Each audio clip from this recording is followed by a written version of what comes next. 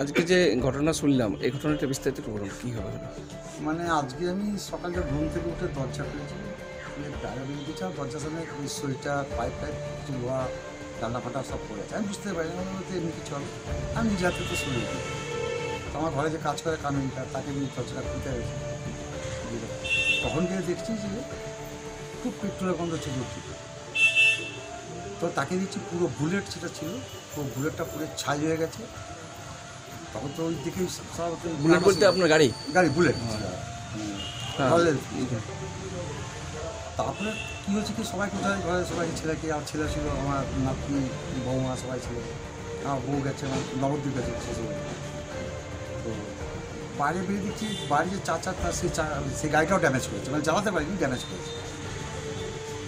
তারপর বাইরে এসে যখন দেখছি যে ওই বুলেটের যে ট্যাঙ্কিটা, ওর এত পাওয়ার বেশি, ওটা ওদের প্ল্যান ছিল যে বাস্ট হয়ে গেলো, তা আমার পুরো বাড়িটা উড়ে যেত। উড়ে গেলে আমরা পুরো পরিবারের সবাই শেষ হয়ে যেতাম। এই টার্গেট করে ওরা এসেছিল।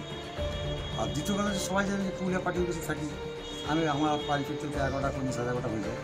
তো কালকে যেহেতু অভিষেক ব্যানার্জি এখানে এসেছিলেন, আমি পুরুলিয়া যাইনি, তো সেই জন্য বেঁচে গেলাম আর কি। তাহলে রাত্রে হয়তো ওরা অ্যাটেম্প নিয়ে মারতো আমাকে।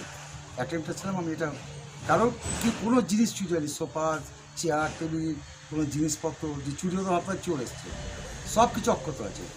খালি ঘরটাকে উঠিয়ে দেওয়ার প্ল্যান ছিল, যেহেতু আমি আছি, তাছাড়া আমার পরিবারকে শেষ করে দেওয়ার চক্রান্ত এরা করেছে।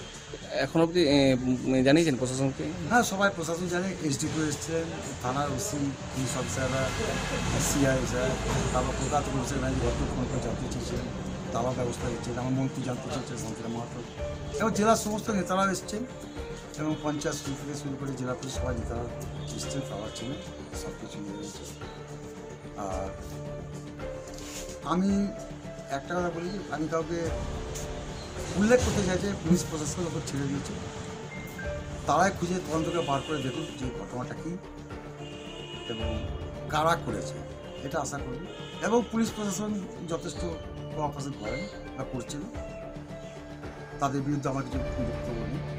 খালি একটাই বক্তব্য, পুলিশরা যে কোনো উপায় এটা তদন্ত করে বার করতে হবে। যে ঘটনাটা ঘটেছে এটা খুবই চিন্তার বিষয়। আমি সকালে খবর পাওয়ার সাথে সাথে আমি ছুটে দৌড়ে এলাম জয়দার বাড়ি। যা দেখছি, দেখে তো ভয় লাগছে। মানে এমন একটা পরিস্থিতি, আজকে জয়দা আমাদের পুরুলিয়া জেলার একটা ফ্যাক্টর তৃণমূল কংগ্রেসের জন্য। আর যা পরিস্থিতি, রাজনৈতিক পরিস্থিতি, জয়দার যদি ক্ষতি হয়ে যায় তো পুরুলিয়া জেলায় তৃণমূল কংগ্রেসের বিরাট ক্ষতি হয়ে যায়। পুরো প্ল্যানিং করে জয়দার একটা বড় ক্ষতি করার চেষ্টা করা হচ্ছে। আর এটা রাজনৈতিক ব্যাপার, এখানে বিজেপির একটা বড় ভূমিকা আছে। এরা বিজেপি ছাড়া অন্য কেউ এই কাজটা করতে পারে। পরিষ্কার বোঝা যাচ্ছে জয়দার ক্ষতি করার জন্য জিনিসটা করা হচ্ছে। যেটুকু শুনেছি যে জয়দা এমনি পার্টি তো আছেই, তার সঙ্গে সঙ্গে এমনি সমাজসেবা হিসাবে সবার পাশে দাঁড়ায়, সেটা কথা না, আমরা তো ছোটোবেলা থেকে দেখছি। আর স্পেশালি ওনার একটা সব থেকে বড় গুণ যে উনি কোনোদিন ওই দলবাজি করতেন না। যখনই কেউ অসুবিধায় রইল জয়দা আগে, সে যেই হোক না কেন। বিশেষ করে দলের ছেলের জন্য তো উনি জীবন দিতেন, কারো বলার আগে উনি পৌঁছে যেতেন। এটা ওনার একটা অনেক বড় ছবি, আমরা ওনার কাছে শিখেছি। আমরা তো মানে ওনার আঙুল ধরেই এই রাজনীতিতে এসেছি। আর আমাদের এখন কোনো জায়গা নেই, জয়দা ছাড়া আমাদের অন্য কোনো জায়গাও নেই। তো আজকে যে জিনিসটা হয়েছে এটা সত্যি খুব চিন্তা আর খুব গম্ভীর বিষয়। এখানে চিন্তা করা দরকার, বিশেষ করে প্রশাসনকে এই বিষয়টা নিয়ে একটু বিশেষ অ্যালার্ট হওয়া দরকার। আমি তো মনে করি যে জয়দার জন্য স্পেশালি সিকিউরিটি দেওয়া দরকার, মানে যা পরিস্থিতি আমি দেখছি। রঘুনাথপুর এলাকায় জরুরি প্রয়োজনে যে কোনো সময়ে অ্যাম্বুলেন্স সার্ভিসের জন্য এক্ষুনি যোগাযোগ করুন।